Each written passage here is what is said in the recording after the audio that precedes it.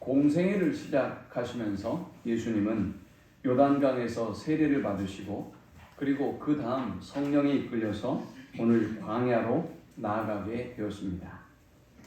예수께서 광야에 나가게 되신 그 목적을 오늘 본문 1절은 분명히 밝히고 있습니다. 그때 예수께서 성령에게 이끌려 마귀에게 시험을 받으러 광야로 가사라고 하고 있습니다. 예수님이 이 광야로 나가신 것은 바로 다름이 아닌 시험을 받기 위해서였습니다. 예수님은 시험을 받지 않으셔도 되실 분이죠. 마귀가 아무리 유혹하고 도전해도 예수는 마귀를 박살낼 수 있는 분이에요. 그럼에도 불구하고 예수님은 왜 광야에서 성령의 이끌림을 받아 이곳에서 시험을 받으셔야만 했을까요? 아마도 예수님은 성령의 인도받는 삶과 그리고 마귀에 지배받고 인도함을 받는 삶의 차이를 그의 공생애를 시작하시면서 우리에게 보여주고 싶었던 것 같습니다. 저와 여러분에게 만일 성령의 인도를 받지 못하고 마귀의 인도받는 삶을 저와 여러분이 살아간다 라고 하면 어떻게 될까요? 예수님의 시험을 세 가지 시험을 중심으로 살펴보면 저와 여러분은 떡만을 쫓아갈 것입니다. 물질만을 쫓아갈 것입니다. 오직 먹을 것을 위해서만 살아갈 것입니다. 두 번째, 예수님께 영광을 돌리고 경배하기보다는 어떻게든 여러분 자신을 드러내고 여러분 자신이 인기의 중심에 스포트라이트를 받고 모든 사람에게 관심과 사랑을 받는 데 집중하게 될 것입니다. 여러분들은 가능하면 기회가 있는 대로 내가 얼마나 대단한 사람인지, 얼마나 대단한 믿음을 가지고 있고 얼마나 유능하고 능력 있는 사람인 줄을 드러내려고 하겠죠. 어떨 때요? 마귀가 여러분을 지배할 때 말입니다. 마귀가 우리를 지배하면 또 어떤 현상이 벌어질까요? 언제든지 물질 앞에 절하고 경배할 것입니다. 언제든지 세상의 권력과 명예와 성공 앞에 그냥 하나님을 경배하고 하나님만 섬겨야 될 우리가 언제든지 넋죽 절하고 그리고 세상과 타협하는 삶의 모습을 보여주게 될 것입니다. 그런데 예수님은 공생애를 시작하시면서 가장 먼저 성령의 인도를 받아 이 세 가지의 시험을 성령의 능력으로 물리칩니다. 말씀의 능력으로 물리쳐냅니다. 주님의 공생애가 시작되기 전 가장 먼저 이 사건을 열거하고 있는 이유는 우리가 성령의 인도를 받아야 하는 사람들이며 성령의 인도함을 받을 때 이 시험을 분별할 수 있고 이 시험을 이길 수 있다는 것을 아마도 우리에게 교훈하기 위함일 것입니다. 먼저 저는 광야에 대해서 좀 살펴보려고 합니다. 오늘 예수님이 시험을 받으셨던 이곳은 공간적으로 광야입니다. 왜 우리가 이 장소에 주목해야 하는 것일까요? 정치인들이 어떤 중요한 결단을 하고 선언을 할 때 어떤 사람을 만나고 어떤 장소에서 참배를 하고 기자회견을 합니다. 그 장소가 얼마나 중요한지 몰라요. 그래서 정치인들이 중요한 선언 이후에 그들이 누구를 찾고 어떤 장소에 가는지 우리는 그 관심을 집중하고 있죠. 성령은 예수님을 이 광야로 인도하셨습니다. 왜 그러셨을까요? 오직 하나님만 바라보고 하나님만 의지하는 그런 길을 걸어가라 라는 의미일 것입니다. 광야? 그곳은 아무도 없는 곳이고 그리고 아무것도 없는 곳입니다. 광야는 오늘 본문에 등장하는 거룩한 성, 성전 꼭대기, 지극히 높은 산, 천하만국, 영광 이런 것들과는 전혀 무관한 단어입니다. 예수님은 이렇게 광야에서 그의 삶을 사역을 출발하셨고 그의 사역이 계속되는 동안에 주님은 이렇게 한적한 곳을 그리고 다락방과 같은 곳을 하나님과 대면하고 하나님 앞에서만 설 수 있는 장소를 끊임없이 찾으시고 기도하셨습니다. 가장 중요한 순간에, 그의 가장 두렵고도 떨리는 순간에 그는 마치 광야에 선 예수님의 모습처럼 하나님 앞에 홀로 서서 하나님을 간절히 찾고 기도했습니다. 성경은 광야를 배경으로 펼쳐진 이야기입니다. 그러니 우리가 이 광야에 대한 이해가 없이는 성경의 스토리를 제대로 이해할 수 없다고 보면 될 것입니다. 광야는 어떤 땅일까요? 광야는 버려진 땅입니다. 광야를 다른 말로 사막이라고 부르기도 하죠. 황량하고 버려진 광야. 우리에게 던져지는 영적인 의미는 과연 무엇일까요? 주님이 이 광야에서 시작하셨고 성경의 모든 스토리가 이 광야를 배경으로 하고 있고 또 하나님은 이 광야, 이 사막을 젖과 꿀이 흐르는 땅이다 라고 말씀하셨습니다. 미국의 구약학자인 브리즈만이라고 하는 사람은 이 광야를 이렇게 정의했습니다. 아무것도 없음의 자리. The place of nothingness 라는 단어예요. 아무것도 없는 자리가 바로 광야이고 그리고 사막이다 라는 말입니다. 낮에는 뙤약볕이 내려쬐니다. 밤에는 혹독한 추위가 뼛속을 파고듭니다. 먹을거리는커녕 마실 물조차 없는 것이 이 광야요 사막입니다. 바위 밑에는 정갈이 숨어 있고 모래밭에는 불뱀들이 도사리고 있습니다. 황량한 들판에는 이리와 곰이 다니지만 이런 땅을 성경에서는 젖과 꿀이 흐르는 땅이다 이렇게 말씀하고 있습니다. 이 광야에서 모세가 태어나고 다윗이 탄생했습니다. 이 광야에서 엘리야가 하나님의 세미한 음성을 들었고 이 광야에서 세례 요한은 회개하라 천국이 가까이 왔느니라 라고 하나님의 말씀을 선포했습니다. 이 광야에서 수많은 예언자들이 등장하게 되었고 수많은 수도사들이 이 광야의 땅에서 주님의 사역의 출발점으로 삼기도 했습니다. 과연 이 광야에 무슨 매력이 있길래 예수님도 그의 사역을 첫 출발하셨던 곳이 이 광야인 것일까요? 히브리어로 광야는 미드바르라는 단어입니다. 이 미드바르라는 단어에서 또 다른 단어가 나옵니다. 바로 다바르라는 히브리어 동사입니다. 이 다바르라는 히브리어 동사는 어떤 의미인가 하면 하나님의 말씀을 들어 순종한다라는 말입니다. 광야에서 사람은 하나님을 만나게 되고 인생의 광야에서 사람은 하나님의 음성을 듣게 되고 그리고 그 하나님의 말씀에 순종하는 사람이 된다라는 것입니다. 또 이 다바르라는 이 단어는 지성소라는 의미를 가지고 있습니다. 가장 사랑받지 못하는 땅, 우리에게 부담과 아픔을 안겨주는 땅, 우리를 가장 고통스럽게 한 그 땅이 지성소, 곧 하나님이 거하시는 곳, 하나님이 임재하시는 곳, 하나님을 만날 수 있는 장소가 되는 것입니다. 주님은 그래서 그의 사역을 이 광야, 이 사막에서 출발하고 있습니다. 광야는 저는 세 가지의 의미를 가지고 있다고 생각해요. 먼저 이 광야는 축복된 삶을 살기 위해서 우리에게 필요한 것이 많은 소유에 있지 않다는 것을 가르쳐 줍니다. 요즘 인기리에 방영되고 있는 나는 자연인이다 라는 프로가 있죠. 아마도 그 프로를 자주 보시는 분들은 그분들의 삶이 불쌍해서가 아니라 그분들의 삶이 우리와는 다르지만 아름답게 보여서 멋있게 사는 것 같아서 아마 그 드라마를 보실 것입니다.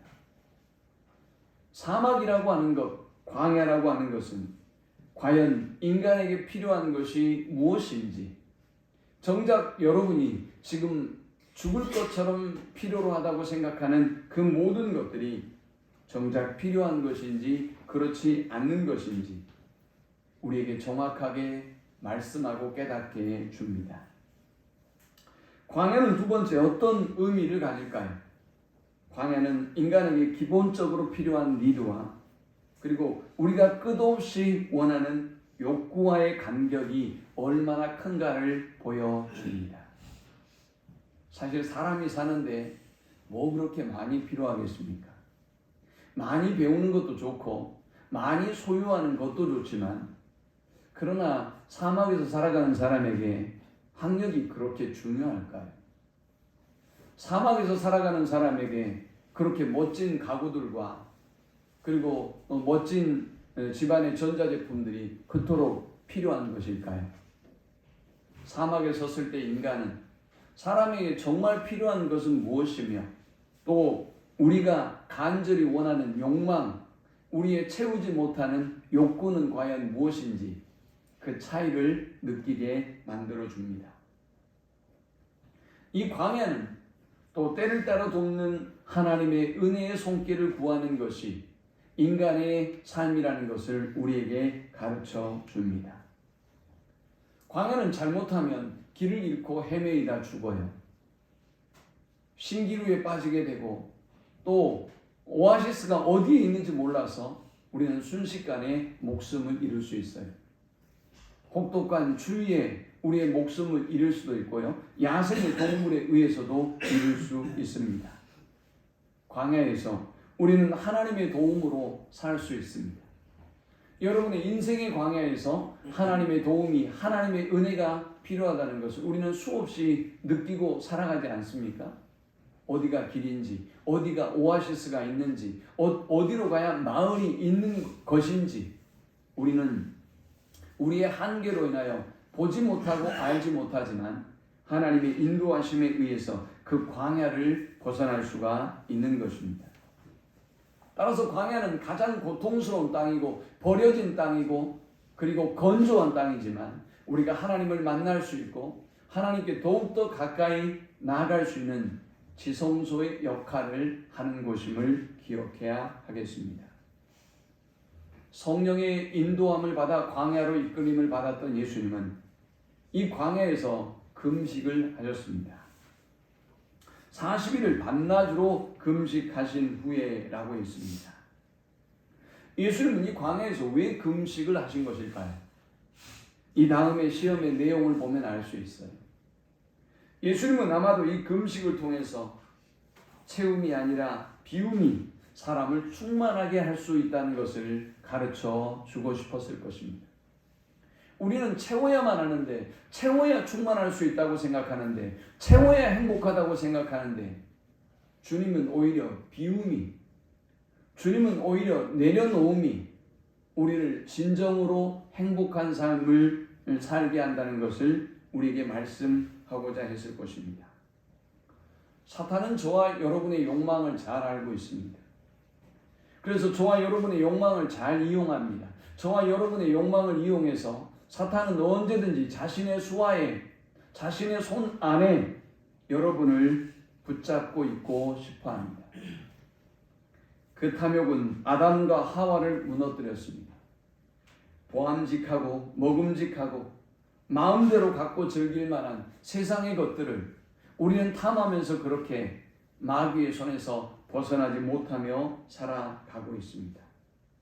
사탄은 저와 여러분이 먹을 것에만 집중하게 만듭니다. 영적인 일에 무관심하게 만듭니다. 이 물질이 나를 행복하게 해줄 수 있다고 생각하게 만듭니다. 오직 그것에만 매어 살도록 만들어 버리는 것입니다. 이사야 58장 6절은 금식에 대하여 이렇게 말씀하고 있습니다. 내가 기뻐하는 금식은 흉악의 결박을 풀어주며 멍에의 줄을 끌어주며 압제당하는 자를 자유하게 하며 모든 멍에를 꺾는 것이 아니겠느냐. 이사야는 하나님이 기뻐하는 금식은 우리의 흉악의 결박을 풀어주는 역할을 한다라고 말씀했습니다. 오늘 우리를 압제하고 있는, 우리를 올가매고 있는 세상적인 욕심과 세상적인 야망과 그리고 모든 세속의 결박으로부터 우리를 끊을 수 있는 역할을 하는 것, 그것은 여러분의 욕망을 채우는 것이 아니라 되려 비움을 통해서, 되려 금식을 통해서 이룰 수 있는 일이라는 것을 주님은 이 광야의 금식을 통해서 우리에게 보여주고 있습니다. 자, 이제 우리는 이 본문을 통해서 세 가지 영적 교훈을 살펴보고 함께 은혜를 나누려고 합니다. 이 본문이 주는 첫 번째 영적 교훈은 인간은 떡이 아니라 말씀으로 살아야 할 존재다라는 것입니다. 3절에 시험하는 자가 예수께 나와서 이르되 내가 만일 하나님의 아들이거든 명하여 이 돌들로 떡덩이가 되게 하라라고 했습니다. 사탄은 금식으로 굶주린 예수님의 필요를 너무 잘 알고 있습니다. 예수님의 필요가 무엇인지 너무나 잘 알고 있습니다. 그래서 예수님의 배고픔을 자극합니다. 배고프지? 그러면 이 돌들을 얼른 떡으로 만들어 먹거라 라고 예수님에게 유혹합니다. 이 유혹은 오늘 우리들에게 어떤 의미를 갖는 것일까요? 이 첫 번째 예수님의 시험은 빵으로 여러분의 인생의 문제를 해결하라는 마귀의 속임이고 도전입니다. 돈과 재물이 인생에서 가장 소중하다고 여러분에게 속삭이는 사단의 속삭임입니다. 돈은 인생의 문제를 해결할 수 있는 최고의 가치요 힘이라고, 돈은 우리의 삶을 행복하게 해줄 수 있는, 우리를 사람답게 살 수 있게 해주는 유일한 힘이라고 사탄은 그렇게 우리에게 속삭입니다. 그런데 사탄은 이렇게 우리를 물질의 세계에, 우리에게 떡에 빵에 모든 관심을 기울이게 만드는데 우리 주님은 다른 말씀을 하셨습니다. 4절에 예수께서 대답하여 이르시되 기록되었으되 사람이 떡으로만 살 것이 아니요 하나님의 입으로부터 나오는 모든 말씀으로 살 것이다. 사랑하는 여러분, 정말 돈만 있으면, 먹을 것만 있으면 우리의 모든 문제가 해결되는 것일까요? 오늘 우리 사회가 얼마나 풍요로워졌습니까? 제가 어렸을 때에 비교해 보면 우리 사회는 정말 부족함이 없는 듯 보여집니다.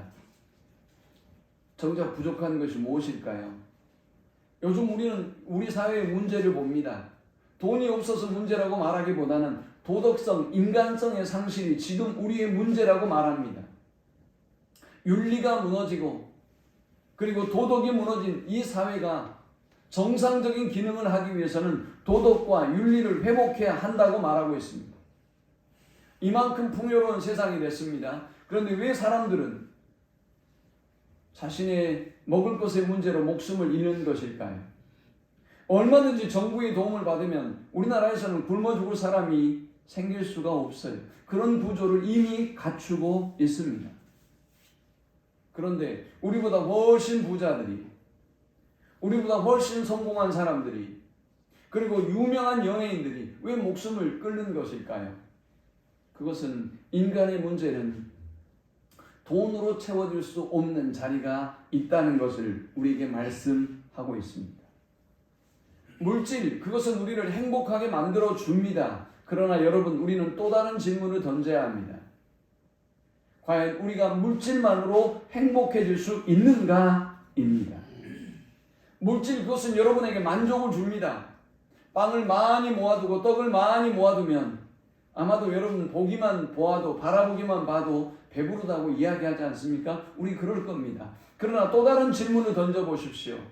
여러분이 정말 여러분이 원하는 그 정도의 소유를 갖게 되면 여러분이 만족할 수 있을까요? 여러분이 행복할 수 있을까요? 그렇지 못하다고 우리의 삶은 끊임없이 그 결과를 보여주고 있지만, 그러나 사탄은 저와 여러분을 물질에 집중하게 만듭니다. 그것에 울고, 그것에 웃고, 그것에 기뻐하고, 그것에 우리의 모든 것을 빼앗기며 살아가게 만드는 것입니다. 그런데 놀랍게도 하나님의 말씀이 우리에게 임하는 순간 우리의 삶은 달라집니다. 하나님의 말씀은 진정한 부유함이, 진정한 행복이, 진정한 풍성함이, 충만함이 무엇인지 우리에게 보여주었습니다. 왜 하나님의 말씀이 우리의 삶을 그토록 풍부하게 만드는 것일까요? 풍성하게 하는 것일까요? 이 하나님의 말씀은 하나님의 사랑에 기초하고 있기 때문입니다. 우리가 이 말씀을 들을 때마다, 이 말씀을 읽을 때마다 하나님의 풍성한 사랑이, 하나님의 영원한 사랑이, 하나님의 변함없는 사랑이 때를 따라 공급해 주시는 그 놀라운 은혜가 우리에게 임하기 때문에 우리는 이 말씀과 만나면서 진정한 행복을 누리게 되는 것입니다. 부족함이 없는 삶이 과연 무엇인가를 우리는 이 말씀을 통해서 만나게 되는 것입니다. 사람이 물질만을 추구하면 어떤 일이 벌어질까요? 여러분이 돈 때문에만 일한다면 여러분의 인생이 얼마나 비참하고 불쌍합니까? 돈 버는 기계예요. 오직 돈만을 위해서 살아요. 그것이 어디 사람이 할 짓입니까? 그것이 어디 사람이 살아가는 인생의 모습이라고 생각하십니까? 사람이 돈으로만 가치를 측정하면 어떤 일이 벌어질까요? 계급이 형성돼요. 그리고 이 돈에 의해서 여러분의 차와 여러분이 거주한 집에 의해서 우리 모두가 평가가 되어지고 등급이 매겨지고 그리고 관계의 장벽이 생기기 시작합니다. 돈에 의해서 세상은 계급화되고 인간관계는 사라지게 되어 있는 것입니다. 여러분, 이것이 어찌 사람이 사는 삶이라고 말할 수 있을까요?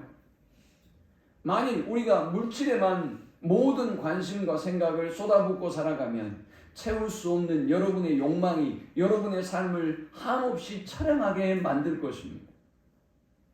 여러분의 도달하지 못한 목표를 바라보며 나의 삶은 왜 이렇게 비참하고 초라하게 살아야 되는지 여러분의 삶을 사랑할 수 없게 될 것입니다. 그러나 하나님은 말씀을 통해서 우리에게 돈보다 더 소중한 것이 있다고 말씀합니다. 빵보다 더 중요한 가치가 있다고 말씀합니다. 가져도 채울 수 없는 그 빈 자리를 하나님의 말씀이 충만하게 채우고도 남는다고 우리에게 말씀하고 있습니다. 사랑하는 여러분, 말씀으로 사는 삶은 우리 인생을 풍요롭게 합니다. 사람은 결코 물질로 채울 수 없는 자리가 있다는 사실을 기억하고 오직 하나님의 말씀으로 살아가는 우리 모두가 될 수 있기를 축원합니다. 두 번째, 우리가 이 본문을 통해 얻을 수 있는 영적 교훈은 사람들의 환호와 인기를 쫓지 말고 하나님을 시험하지 말라라는 것입니다. 두 번째, 예수님을 향한 사탄의 시험이 있습니다. 이 시험을 보면 참으로 놀랍습니다. 5절에 이에 마귀가 예수를 거룩한 성으로 데려다가 성전 꼭대기에 세우고 이르되 네가 만일 하나님의 아들이거든 뛰어내리라. 기록되었으되 그가 너를 위하여 그의 사자들을 명하시리니 그들이 손으로 너를 받들어 발이 돌에 부딪히지 않게 하리로다 하였느니라 했습니다. 사탄은 놀라운 존재예요. 저와 여러분이 하나님의 말씀대로 살기로 작정하고 하나님의 말씀으로 살겠다고 결단하면 사탄은 하나님의 말씀을 인용해서 여러분을 무너뜨려요. 여러분 주변에 여러분을 시험에 빠뜨리는 사람들을 보세요. 여러분보다 성경을 더 잘 알아요. 문제는 잘못 인용하고 잘못 사용하기 때문에 문제이지만 여러분보다 하나님을 더 잘 아는 것 같고 여러분보다 믿음에 대해서 더 잘하는 것 같고 더 믿음이 좋은 것 같다고요. 사탄은 예수님이 하나님의 말씀으로 살겠다고 그렇게 선언하고 사탄을 물리치니 이번에는 하나님의 말씀을 인용해서 예수님을 무너뜨리려고 하고 있는 것입니다. 그러나 예수님은 어떻게 하셨습니까? 그것을 하나님의 말씀으로 받아들이지 않았습니다. 왜냐하면 이 하나님의 말씀을 인용하는 사탄의 그릇된 동기 때문입니다. 여러분, 하나님의 말씀이 자신의 이익을 위한, 자신의 목적을 위한 도구로 사용되어서는 안 돼요. 그런데 오늘날 많은 사람들이 하나님의 말씀을 인용하고 말씀을 묵상하면서 자기 입장을 변호하고 자기의 죄를 변호하고 자기의 이기심과 불신앙을 변호하는 도구로 사용해요. 그것은 하나님의 말씀이 아니에요. 오늘 본문에 보여주고 있는 것처럼 사탄의 도구로 하나님의 말씀을 사용하고 있는 것뿐입니다. 예수님은 사탄을 통해서 선포된 이 하나님의 말씀을 왜 과감하게 거부할 수 있었을까요? 그것은 더 이상 하나님의 말씀이 아니었기 때문에 그래요. 왜요? 하나님의 말씀은 하나님의 능력을 드러내야 돼요. 그런데 이 하나님의 말씀을 가지고 예수님을 시험하는 도구로 사용하고 있으니 그것은 더 이상 하나님의 말씀이 아닌 것입니다. 그것은 그냥 단순하게 사단의 이야기에 불과한 것입니다. 주님은 그에게 이렇게 말씀하셨습니다. 예수께서 이르시되 또 기록되었으되 주 너의 하나님을 시험하지 말라 하였느니라 하시니, 얼마든지 주님은 저 높은 성전에 올라가서 그곳에서 뛰어내릴 수 있었습니다. 얼마든지 예수님은 그러고도 남을 수 있는 분이고 그러도 생명의 위험을 조금도 느끼지 않을 분입니다. 그런데 주님은 그 요구를 거절하셨습니다. 어쩌면 주님은 이 요구를 받아들였을 때 순식간에 그를 추종하는 무리가 늘어나게 됐을 것이고 많은 사람들이 하나님의 아들이라고 그를 믿고 추종하게 되었을지 모릅니다.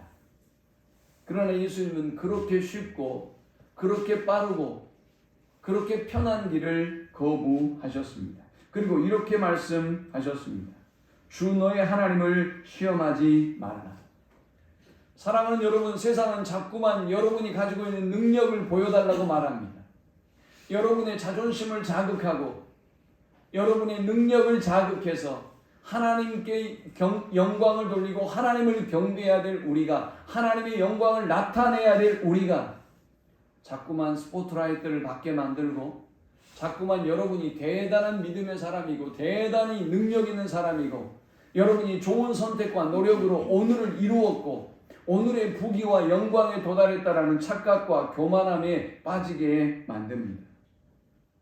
사탄은 늘 그렇게 여러분을 명예에 빠지도록, 그리고 사람들이 인기에 빠지도록, 그리고 많은 사람들이 바라보는 그 한가운데서 여러분이 교만에 취하도록 사탄은 우리를 끊임없이 유혹합니다.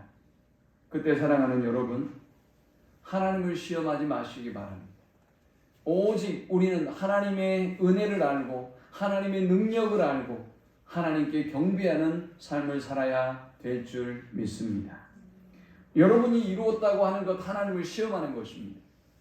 여러분이 그렇게 대단한 존재라고 믿고 자랑하는 것, 그거 하나님을 시험하는 것입니다. 하나님이 이루신 일이지 않습니까? 하나님이 그 모든 것들을 행하셨어요. 그럼에도 불구하고 사탄은 여러분을 자극해서 하나님이 한 일을 여러분이 한 것처럼, 그리고 하나님이 받으셔야 될 영광과 박수와 인기를 여러분이 가로채도록 만들고 자극합니다. 마지막 세 번째, 우리는 이 본문을 통해서 세상에 무릎 꿇지 말고 오직 하나님께 경배하고 하나님만 섬기라 라는 영적 교훈을 얻습니다. 세 번째, 사탄은 8절에 마귀가 또 그를 데리고 지극히 높은 산으로 가서 천하 만국과 영광을 보여 이르되 만일 내게 엎드려 경배하면 이 모든 것을 내게 주리라 했습니다. 한번 엎드려 경배하기만 하면 천하 만국과 영광과 권력과 권세와 모든 것을 예수님께 주겠다라는 것입니다. 오늘 저와 여러분이 세상에서 끊임없이 당하고 있는 유혹입니다. 한 번만 물질에 절하면, 주일 성수 그까짓 것 대충 엎드려 경배하고 거절하면, 하나님께 드리는 예물과 봉사와 헌신 그냥 세상에 엎드려 절하고 경배하면 그러면 모든 걸 줄게 라고 여러분을 속입니다. 여러분이 예배하지 아니하고 여러분이 하나님을 경배하지 아니하고 하나님을 높이지 아니하면 마치 세상의 모든 것을 얻을 수 있는 양 여러분을 속입니다. 그것 때문에 여러분이 주일을 성수하기 위하여 직장을 출근하지 아니하고 여러분이 어떤 가게를 오픈하지 아니하면 여러분이 망할 것처럼 느끼게 만듭니다. 그리고 그때 영업을 했을 때 여러분들이 그것 때문에 굉장한 부자가 될 것처럼 여러분을 속입니다. 주일날 여행을 하지 않으면, 주일날 여러분의 인생을 즐기지 않으면 여러분의 인생은 낙이 없고 늘 매어 사는 인생처럼 사탄이 느끼게 만듭니다. 진정한 행복과 풍요로움은 주님 안에 예배하고 주님의 말씀을 들으면서 누릴 수 있음에도 불구하고 이번엔 꼭 가야 됩니다. 이번엔 꼭 해야 됩니다. 라고 여러분을 속입니다. 하나님이 주신 물질을, 하나님이 주신 건강을 당연히 하나님께 올려드리고 영광을 돌려드려야 함에도 불구하고 그 영광을 물질 앞에 비겁하게 무릎 꿇고 사람 앞에, 세상 앞에 비겁하게 무릎을 꿇어서 타협하고 천하 만국을 얻고자 하는 야망을 우리가 꽃피웁니다. 그런데 우리 주님은 뭐라고 말씀하셨습니까? 이르되 만일 내게 엎드려 경배하면 이 모든 것을 내게 주리라 라고 하는 사탄에게 예수님은 이렇게 말씀하셨습니다. 사탄아 물러가라, 기록되었을 때 주 너의 하나님께 경배하고 다만 그를 섬기라 하였느니라 했습니다. 주님은 오직 하나님만 경배하고 하나님만 섬겨야 된다고 선포하시고 이 사탄을 물리치셨습니다. 사실 이것은 속임이에요. 천하 만국과 영광과 지극히 높은 것은 하나님의 것이지 사탄의 것이 아니에요. 예수님은 이미 천하 만국의 모든 것을 가지고 있습니다. 그런데 사탄이 예수님께 이 천하 만국과 모든 것을 주겠다고 속이고 있습니다. 사랑하는 여러분, 오늘 사탄은 저와 여러분을 이렇게 끊임없이 속입니다. 여러분들이 세상에 절하기만 하면, 물질에 절하기만 하면, 저 이방의 신에게 절하기만 하면, 저 세속주의에 절하고 엎드려 경배하기만 하면 모든 것을 얻을 수 있을 것처럼 여러분을 유혹합니다. 그때 오직 하나님만 경배하고 하나님만 섬기겠다고 단호하게 선언하는 우리 모든 성도들이 될 수 있기를 축원합니다. 말씀을 맺습니다. 주님은 인간은 떡으로만 사는 존재가 아니라고 말씀하셨습니다. 한 주간 여러분의 삶을 돌아보십시오. 나는 떡을 위해서만 살고 있는 존재는 아닌가? 나에게 말씀이 있는가? 내 이 굶주림과 내 이 허기짐은 하나님의 말씀의 부재 때문이 아닌가? 돈이 없는 부재가 아니라 하나님의 말씀과 멀어지고 하나님과 멀어졌기 때문에 느끼는 허기가 아닌가? 라고 말이죠. 두 번째, 여러분 자신에게 질문해 보십시오. 세상의 모든 영광과 세상의 모든 명예와 인기를 한 몸에 받아 누리고자 하는 마음이 저와 여러분에게 있는 것은 아닌지, 그래서 하나님이 한 것도 여러분이 한 것처럼 그렇게 속이고 하나님의 영광을 가로채고 있지는 않는지, 오늘의 안전과 평안과 여러분의 부귀와 여러분의 모든 것 하나님이 이루셨음에도 불구하고 여러분이 했다고 생각하지는 않는지, 그래서 여러분의 능력을 자꾸 보여주려고 하는 과시욕이 여러분에게 불일 듯 일어나고 있지는 않는지, 주님은 언제든지 성전에서 뛰어내릴 수 있었지만 하나님께 모든 걸 맡기고 온전히 그의 삶을 하나님 앞에 올려드렸어요. 하나님을 시험하지 않았어요. 세 번째, 여러분 자신의 삶을 돌아보면서 천하 만국을 그리고 영광을 높은 것을 차지하기 위해서 오늘 여러분들이 세상 앞에 비굴하게 무릎 꿇고 엎드려 경배하고 있지는 않는지 여러분 자신을 돌아보고 하나님을 시험하지 말고 오직 믿음으로 하나님만 경배하고 섬기기로 결단하는 우리 모든 성도들이 되시기를 축원합니다.